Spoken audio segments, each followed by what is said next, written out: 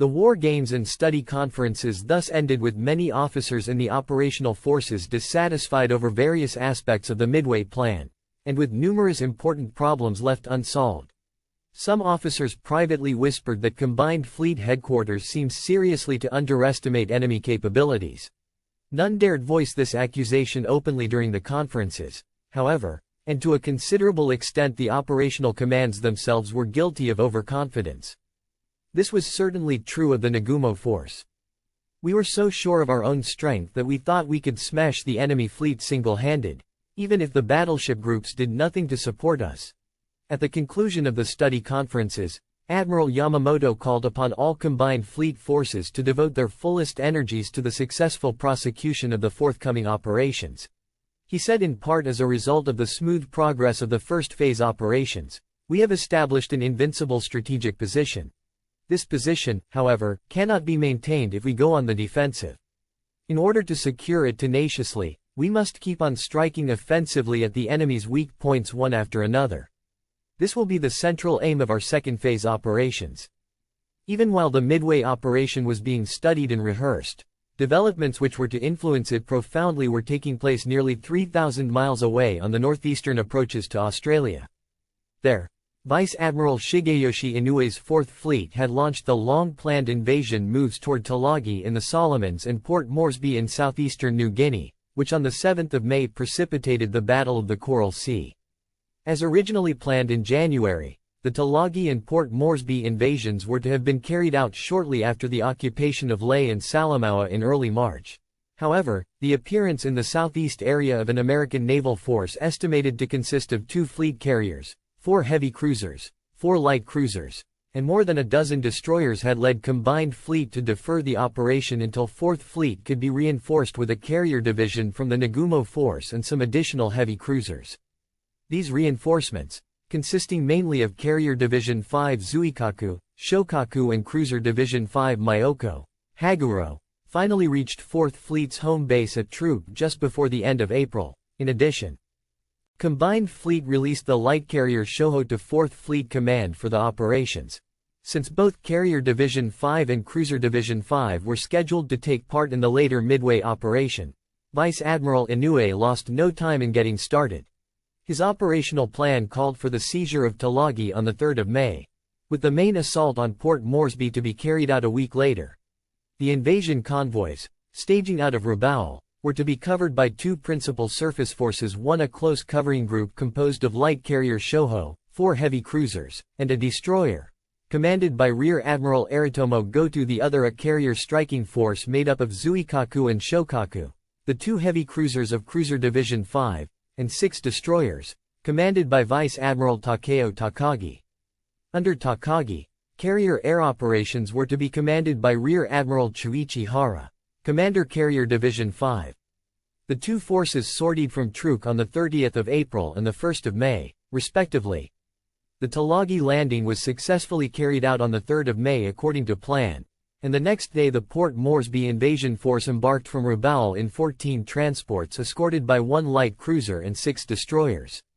It had barely gotten underway, however, when enemy carrier aircraft delivered a severe attack on the Tulagi beachhead, sinking or damaging a number of small Japanese naval craft offshore. This gave warning of the presence of an enemy task force in the vicinity, and Vice Admiral Takagi's carrier striking force, which was still some distance north of the Solomons, promptly headed south at high speed to locate and engage the enemy. The Port Moresby convoy, not yet in danger, continued on its way, closely covered by Rear Admiral Goto's force. By the morning of the 6th of May, the Takagi force had skirted around the southeastern extremity of the Solomons and entered the Coral Sea, but it was not until the next day that it finally made contact with the enemy. At dawn on the 7th, search planes were launched from the carriers, and shortly thereafter one of them radioed back that it had sighted an enemy task force, including 1 carrier, about 160 miles south of the Japanese position. The entire attack strength of Zuikaku and Shokaku, a total of 78 bombers, torpedo planes and fighters, immediately took off to attack, but when they reached the reported enemy position, they found that the task force actually was only a large oiler escorted by a single destroyer. The 2 ships, later identified as Neosho and Sims, were subjected to a fierce attack, which sank the destroyer and left the oiler heavily damaged in a fire, with its crew abandoning ship. Only a short while after the attack groups had taken off and headed for their objective, Rear Admiral Hara, commanding the air operations, received reports from search planes of the Goto force strongly indicating that the earlier sighting report had been erroneous and placing the enemy carrier group to the southeast of the Louisiade archipelago. It was too late, however, to divert the attack, and a precious opportunity to strike the first blow at the enemy carriers was lost. The failure proved costly for the Japanese forces, for while the Zuikaku and Shokaku air units were busy attacking Neosho and Sims, planes from the enemy carriers discovered a much more worthwhile target. Vice Admiral Inoue, commanding the overall Japanese operations from Rabaul, had already ordered the Port Moresby transport group to retire northward until the threat from the enemy carriers was eliminated.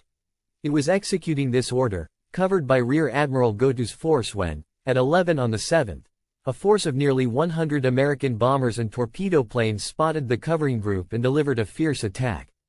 The enemy aircraft concentrated almost entirely on light carrier Shoho, which was heavily hit and went to the bottom at 11:35.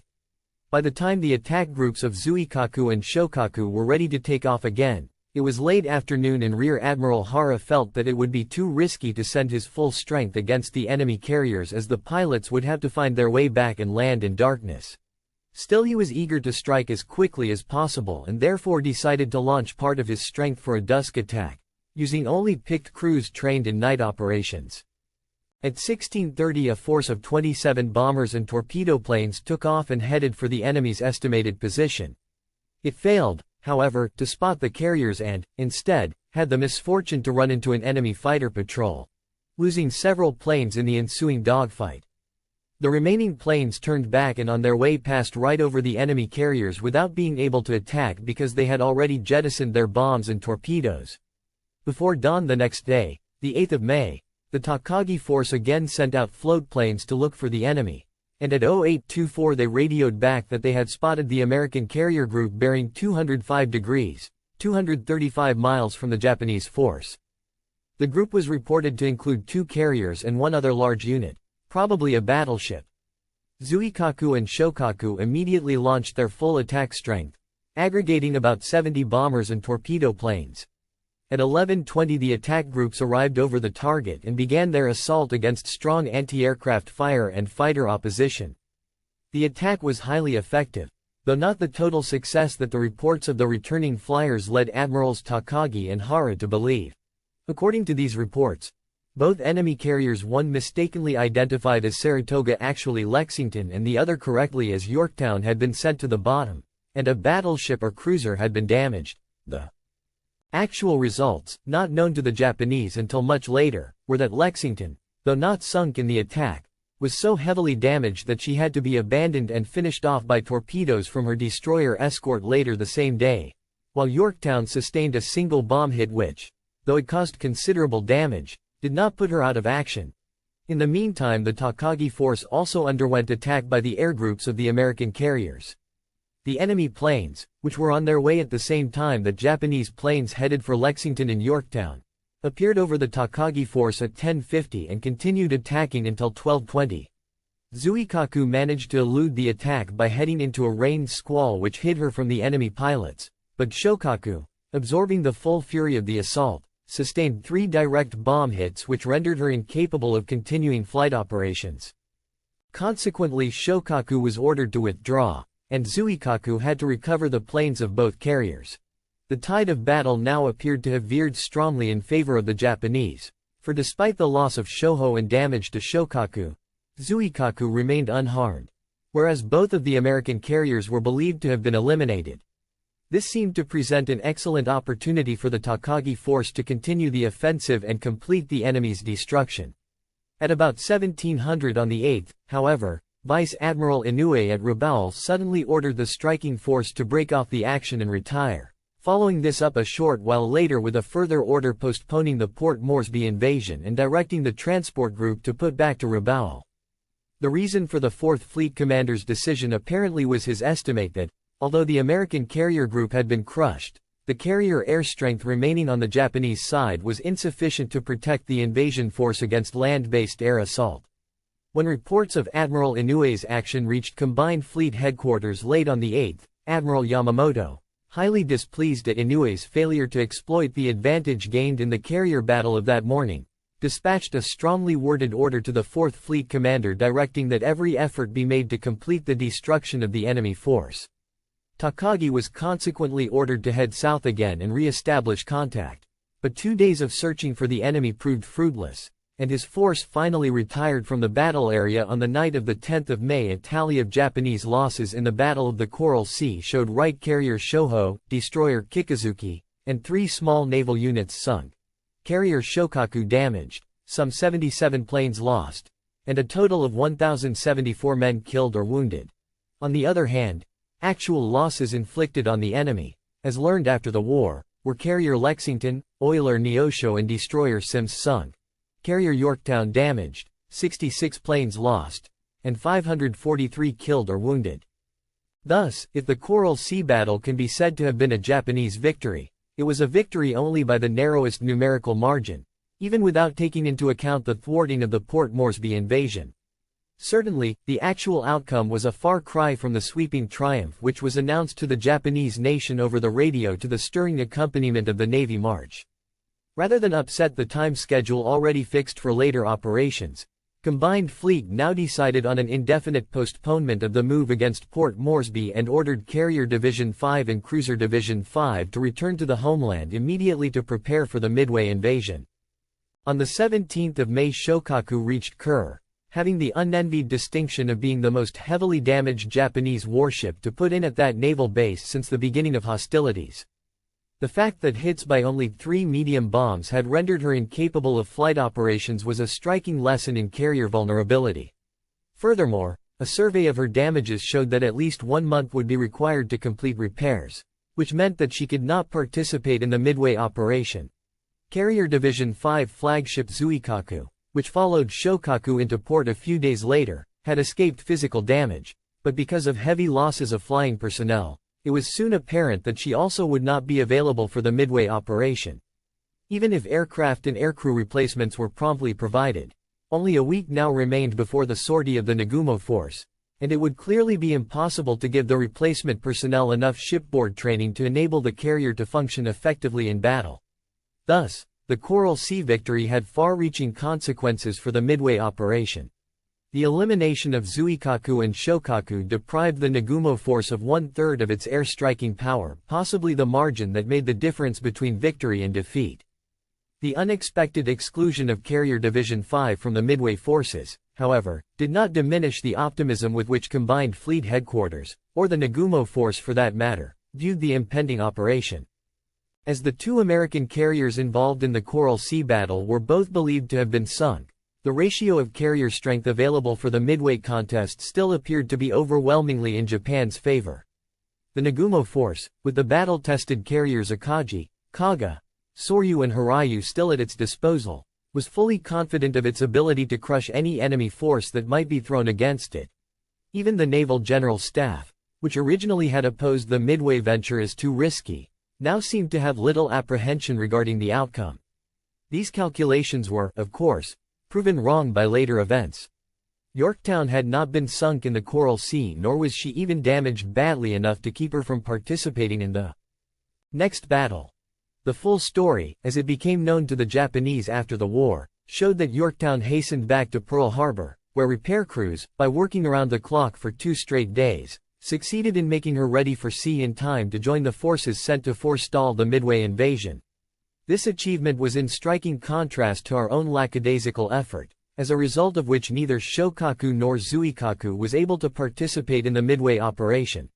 After the conclusion of the war games and staff conferences on board Yamato during the first week of May, the flagship weighed anchor and proceeded from Hashirajima to Kure in order to load supplies and effect minor repairs.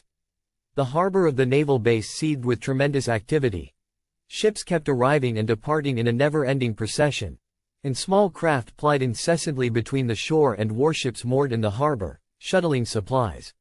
Although the beginning of summer was almost at hand, Ryujo and Junyo, the 2 carriers assigned to Vice Admiral Hosogaya's northern force, were conspicuously loading quantities of heavy winter clothing and equipment. It was easy for their crews, as well as personnel of the base, to guess that a part of the forces would be operating in Arctic waters.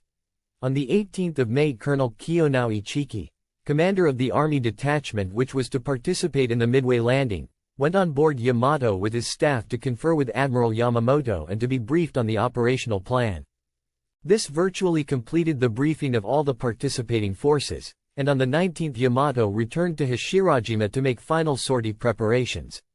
The next day Admiral Yamamoto issued an order which finally fixed the tactical grouping of the fleet forces as already outlined in the preceding chapter. The order also contained an estimate of enemy strength in the Midway, Hawaii, and Aleutians areas as follows: Midway area about 24 patrol flying boats, 12 Army bombers and 20 fighters. Several patrol boats stationed around Midway, and a number of submarines evidently operating to the west of the island. Hawaii area about 60 patrol flying boats, 100 Army bombers and 200 fighters. Naval combat strength 2 or 3 carriers, 2 or 3 escort carriers, 4 or 5 heavy cruisers, 3 or 4 light cruisers, about 30 destroyers and 25 submarines.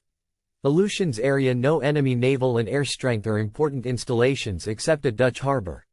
Supplementing the above estimate, it was judged on the basis of Japanese intelligence that Midway was defended by a force of about 750 Marines abundantly equipped with coastal defense guns and anti-aircraft artillery.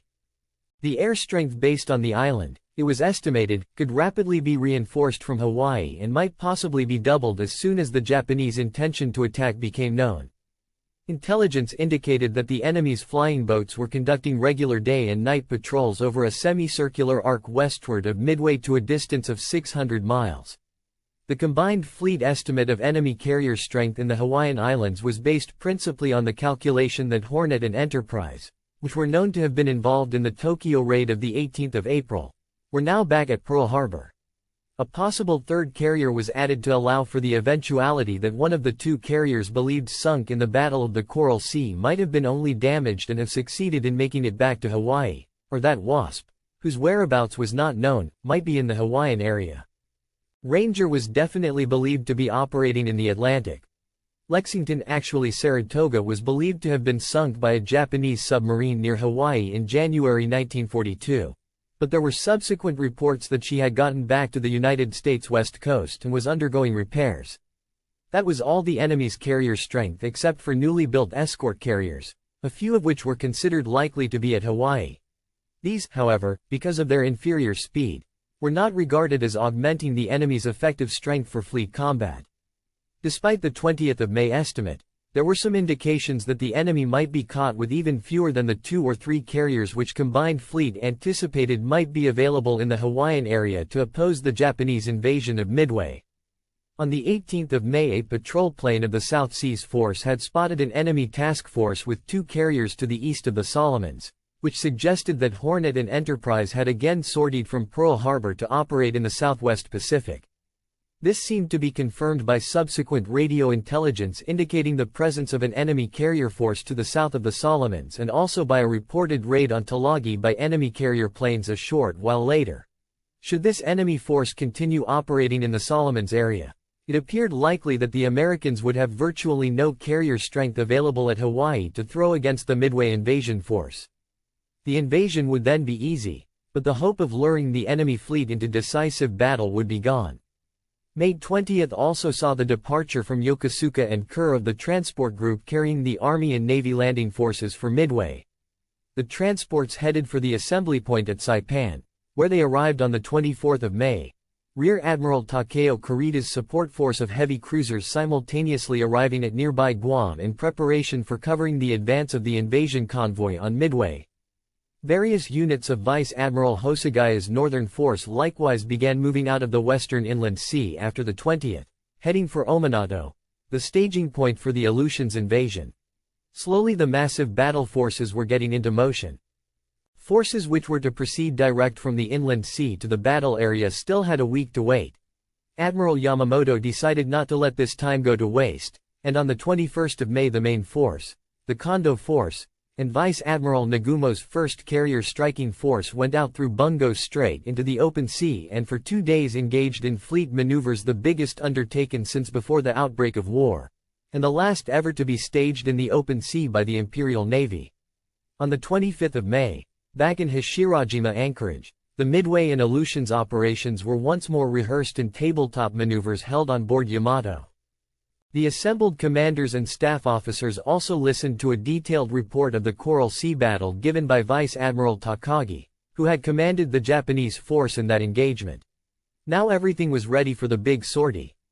Force commanders and staff officers assembled at Hashirajima gathered on board Yamato and joined Admiral Yamamoto in toasting the success of the forthcoming operation with cups of sake bestowed by His Majesty the Emperor.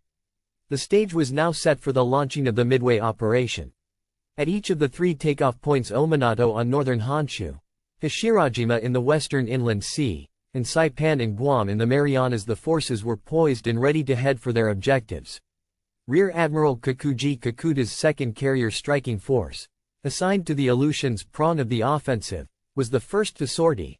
Flying his flag in light carrier Ryujo, Kakuta took his force out of Ominato harbor at noon on the 26th of May, transited Tsugaru Strait and set an easterly course across the northern Pacific.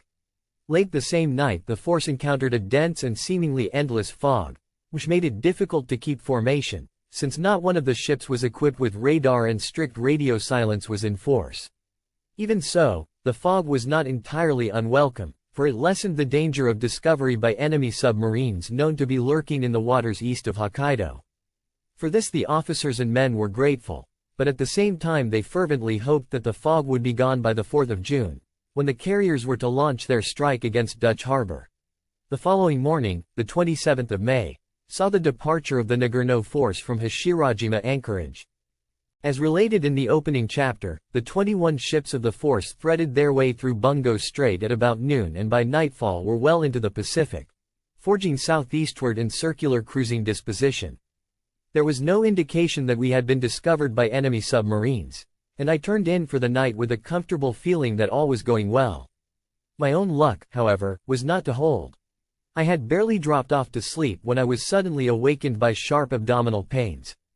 Commander Tamai, Akagi's chief surgeon, was quickly summoned, and after a careful examination he announced that it was appendicitis and he would have to operate immediately.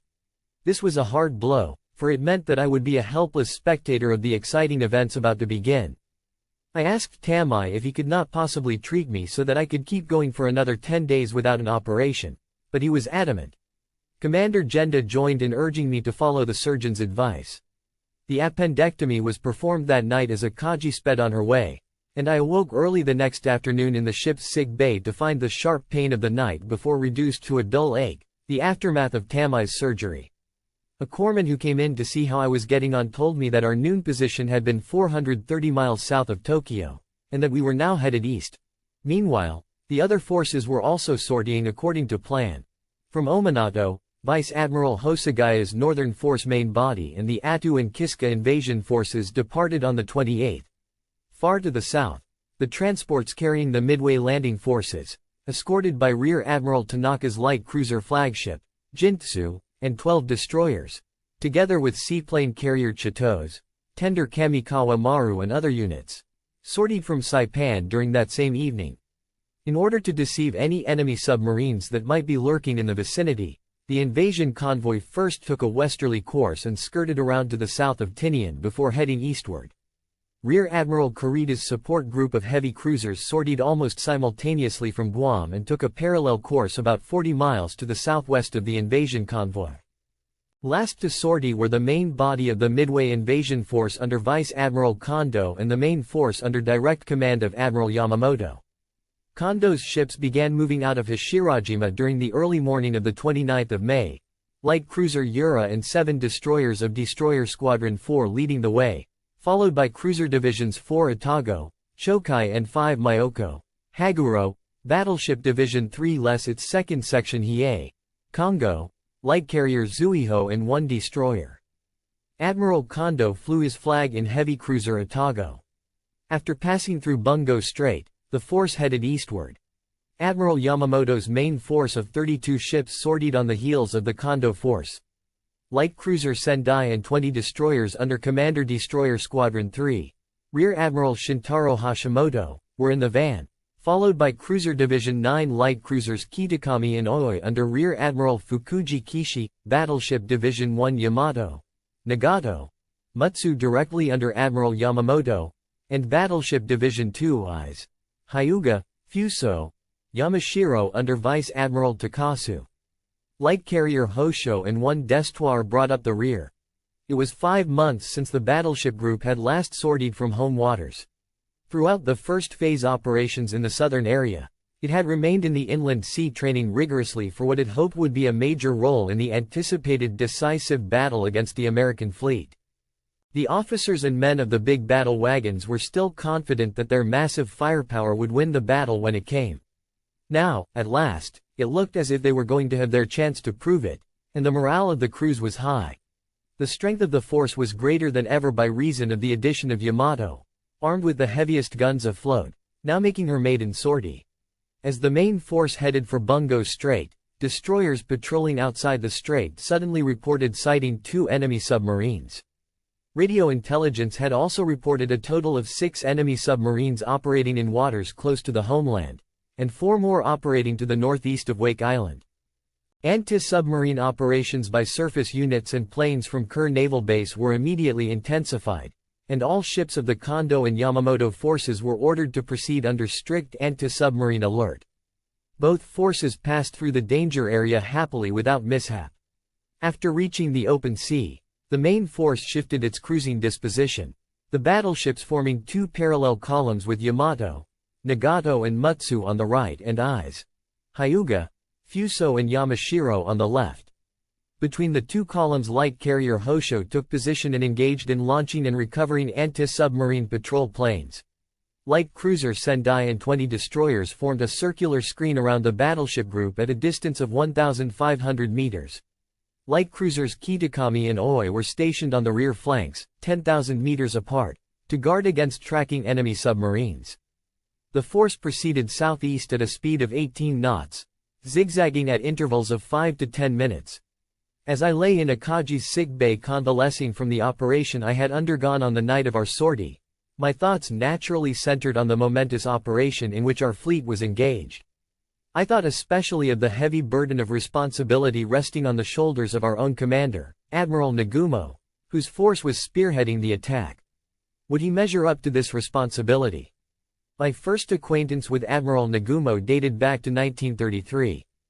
I was then a lieutenant and chief flying officer of heavy cruiser Maya, assigned to Cruiser Division 4, 2nd Fleet. Besides Maya, the division comprised flagship Chokai, Takao, and Atago, Japan's newest heavy cruisers. Nagumo, then a captain, was commanding officer of Takao. My duties brought me into frequent contact with Captain Nagumo, a capable, intelligent and energetic officer who was rated high among the many able captains in the fleet. He belonged to what Navy officers called the Red Brick Group. This meant that he had already served a tour of duty in the Navy Ministry. The curious designation coming from the fact that the Navy Ministry building was made of red brick. He had also served in the Naval General Staff, on the staff of Combined Fleet, and as an instructor at the Naval War College. His command of a heavy cruiser followed the normal course of promotion to flag rank. He would get a battleship the following year and eventually would become a fleet commander. In the Combined Fleet tactical organization prevailing at that time, the 2nd Fleet constituted the advance force. Consequently, the emphasis in our training was primarily on torpedo attacks and night engagements. Captain Nagumo, an expert in torpedo warfare, was the right man in the right place. As a junior officer whose job was simply to fly planes, I looked up to him with a feeling of awe and admiration because of the outstanding way he discharged his exacting duties. Every aspect of his leadership impressed me. His speeches at maneuver conferences were always logical and enlightening, and one could not help respecting his extraordinary ability. Candid, yet open-hearted and considerate, he was always willing to assist the younger officers. We held him in high esteem and placed complete confidence in him. At this time sentiment in favor of abrogating the Washington Naval Limitation Treaty was rapidly mounting in the Navy. In our eyes, the attitude of the central authorities seemed weak-kneed, and Captain Nagumo was leading an active movement against it. He busily visited the commanding officers of other ships and urged them to join in pressing for early abrogation of the treaty. As a result of his efforts, a recommendation was drafted and, after being signed by many officers, was forwarded to the central authorities through fleet headquarters as representing the opinion of the fleet. This particularly pleased the young officers who always favored a firm policy, whatever it might be. My impressions of Captain Nagumo at that time convinced me that he would be a great naval leader. Our paths did not cross again until 1941, by which time Nagumo had risen to Vice Admiral in command of 1st Air Fleet. I was assigned as a wing leader on carrier Akagi. In the intervening years Nagumo's reputation had continued to rise, especially during his command of Destroyer Squadron 1 as a rear admiral. Serving under him again revived my memories of 7 years earlier, and I was happy to be a member of his command. It was not long, however, before I noted that Nagumo had changed, and I began to feel dissatisfied with his apparent conservatism and passiveness. It might have been because he was now commanding an air arm, which was not his specialty. Personally, he was as warm-hearted and sympathetic as ever, but his once vigorous fighting spirit seemed to be gone, and with it his stature as an outstanding naval leader. Instead he seemed rather average, and I was suddenly aware of his increased age. In directing operations he no longer seemed to take the initiative, and when plans were being developed, he most often merely approved the recommendations of his staff. Commander Genda, his operations officer, once summed up the situation to me in these words: "Whenever I draft a plan, it is approved almost without consideration. This might appear to make my job easier, but it does not. On the contrary, it is disquieting to see my own plans approved without any check from above, and then issued as formal orders. I am self-confident, but not so self-confident that I don't realize that anyone can make mistakes. Often I am puzzled over how to resolve an important problem. When I consider that a stroke of my pen might sway the destiny of the nation, it almost paralyzes me with fear. If I were serving under a commander like Admiral Onishi or Admiral Yamaguchi, my plans would be thoroughly studied from every possible angle and returned to me with comments and opinions. I would then feel more sure and more free to propose ideas that might be extreme." I understood exactly what Genda meant and was in complete sympathy with him. Unfortunately, such passiveness was not peculiar to Nagumo alone. It was a common failing in the Japanese Navy.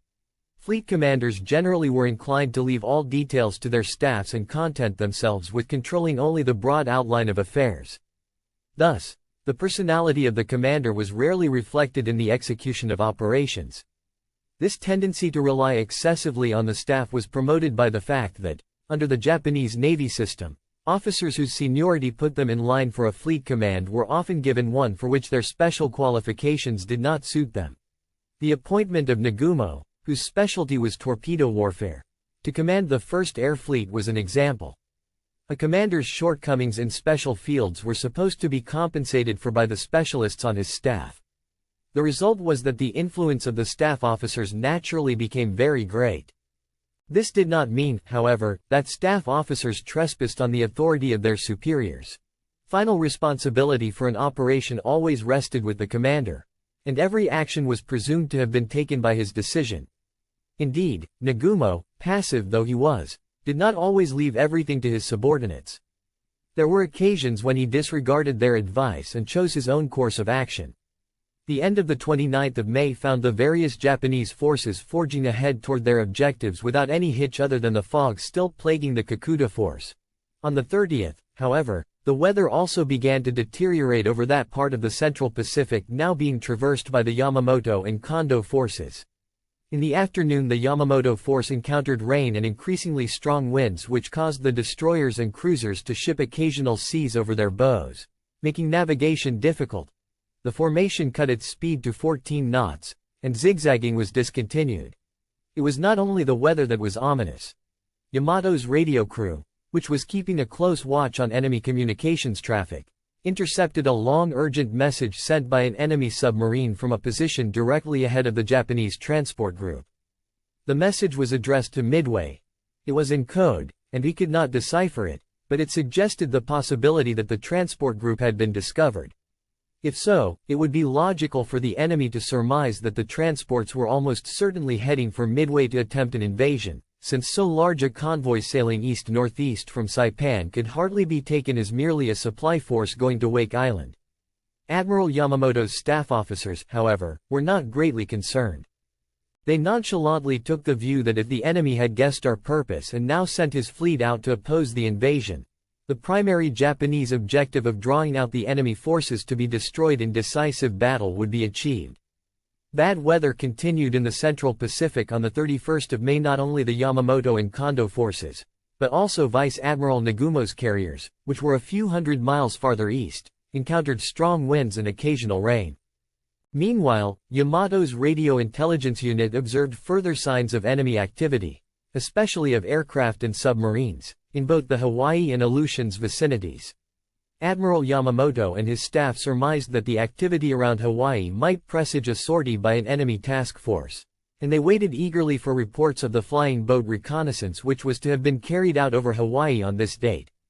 The two Type II flying boats assigned to this mission, designated the 2nd Operation K, had duly moved up to Watjay and were scheduled to take off at 24:00 May 30 to reach French frigate Shoals by 14:30 shortly before sunset, refuel there from submarines and take off within an hour and a half for Hawaii. If all went well, they would arrive over Hawaii at 20:45. After completing their reconnaissance, they would fly non-stop back to Watjay, reaching there about 09:20 on the 1st of June. Vice Admiral Komatsu, Commander Submarine Force, had assigned 6 submarines to the operation. 3 of them were to refuel the flying boats at French frigate Shoals. Another was to take station on a line between Watjay and French frigate Shoals, about 550 miles from the latter, to serve as a radio picket ship. The 5th was to lie off Keyhole Point, on the island of Hawaii, as a rescue boat in case of mishap, and the 6th was to be stationed 80 miles southwest of Oahu for patrol and weather observation. The carefully laid plan, however, had already gone awry. On the 30th of May, one of the fueling subs reached French frigate Shoals and, to its dismay, found 2 enemy ships lying at anchor. It urgently radioed this information back to Kwajalein, adding that there appeared to be little prospect of carrying out the refueling operation at the Shoals as planned. Vice Admiral Goto, 24th Air Flotilla commander at Kwajalein, who was responsible for directing the 2nd Operation K, accordingly ordered a 24-hour postponement, instructing I-123 to keep watching the shoals in the hope that the enemy ships would depart. This forlorn hope was blasted the following day when I-123 reported that she had sighted 2 enemy flying boats near the entrance to the shoals. This made it apparent that the enemy was already using the shoals as a seaplane base, and there consequently was no alternative to complete abandonment of Operation K. These disappointing developments were promptly communicated to Admiral Yamamoto in Yamato. The failure of Operation K meant that there was no way of ascertaining what enemy strength actually was present at Pearl Harbor. Nevertheless, Combined Fleet Headquarters still hoped that, if an enemy force did sortie from that base to oppose the Midway invasion, the submarine cordon scheduled to be established by Vice Admiral Komatsu's command between Hawaii and Midway by the 2nd of June would suffice to provide advance warning as well as knowledge of the enemy's strength.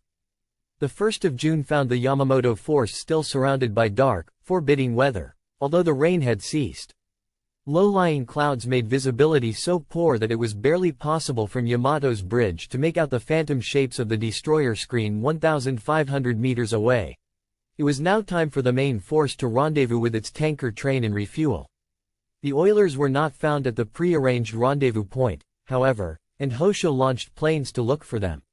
The search proved unsuccessful because of poor visibility, but at this point the tanker train radioed its position to Yamato, making it possible to effect a rendezvous. At the same time, because radio silence had been broken, it had to be assumed that the enemy was now aware of the position of the main force. Evidence that the enemy had already discovered or, at the very least, strongly suspected the Japanese advance toward Midway mounted sharply during the day. Radio intelligence disclosed a marked intensification of communications traffic out of Hawaii, and 72 out of 180 intercepted messages were urgent, indicating an unusually tense situation. A chance encounter 500 miles north-northeast of Watjay between a Japanese patrol plane from that island and an American flying boat, which exchanged brief machine gun bursts, also showed that the enemy had extended his Midway-based air patrols out to a radius of 700 miles. There were still further reports to the effect that enemy submarines had been sighted about 500 miles northeast and north-northeast of Wake Island, which almost certainly indicated the existence of an American submarine patrol line some 600 miles southwest of Midway. By this time the Midway transport convoy had reached a point about 1,000 miles to the west of Midway and was proceeding on a northeast course. Advancing at a rate of 240 miles in 24 hours, the convoy would enter the 700-mile patrol radius of American planes from Midway on the 3rd of June, 2 days before the date set for the pre-invasion airstrike on the island by the Nagumo force. It looked as if the transports were advancing too fast for their own safety. Cloudy weather, with occasional rain, persisted in the vicinity of the Yamamoto force on the 2nd of June. Fueling operations, which had started the preceding day after the delayed rendezvous with the tankers, were resumed in the morning but had to be discontinued again when visibility became so poor that the ships could no longer maneuver safely. Still another hitch now developed in the operation plan. Owing to overhaul delays which had postponed their departure from the homeland, the submarines of Squadron 5 assigned to the B cordon line scheduled to be established on the 2nd of June to the northwest of Hawaii failed to reach their assigned positions. Boats of Submarine Squadron 3 assigned to the A cordon line to the west of Hawaii were also unable to reach their stations because of delays resulting from the miscarriage of Operation K. Actually, it was not until the 4th of June that the submarines arrived on station. With the submarine cordons not yet established, Admiral Yamamoto and his staff remained completely in the dark regarding enemy task force activities. During the 2nd of June, however, submarine I-168, reconnoitering the Midway area, sent in a few bits of information regarding the situation there. The report stated that no ships had been observed other than a picket ship south of Sand Island, that the enemy appeared to be flying intensive air patrols to the southwest, probably to a distance of 600 miles, that a strict alert seemed to be in force, with numerous aircraft on defensive patrol day and night, and that many construction cranes were visible on the island, suggesting that installations were being expanded. This turned out to be the only significant reconnaissance report sent in by a submarine during the Midway operation, despite the great reliance placed on them by Combined Fleet Headquarters. During the 2nd, the Nagumo force, cruising some 600 miles ahead of the Yamamoto force, entered an area enveloped in thick mist. Clouds hovered low over the ocean, and light rain began to fall. Fog seemed likely to follow. Already visibility was so restricted that neighboring ships in the formation could scarcely see each other. Vice Admiral Nagumo in flagship Akagi was as much in the dark about enemy fleet movements and intentions as Combined Fleet Headquarters. Indeed, because of Akagi's limited radio receiving capacity, coupled with the radio silence being observed by the advancing Japanese forces, he lacked much of the information which had been received by Admiral Yamamoto in the fleet flagship and which strongly suggested that the enemy was already aware or highly suspicious of a Japanese advance toward Midway and was preparing to counter it. This was precisely the situation which Rear Admiral Kusaka, Nagumo Force Chief of Staff, had feared might develop.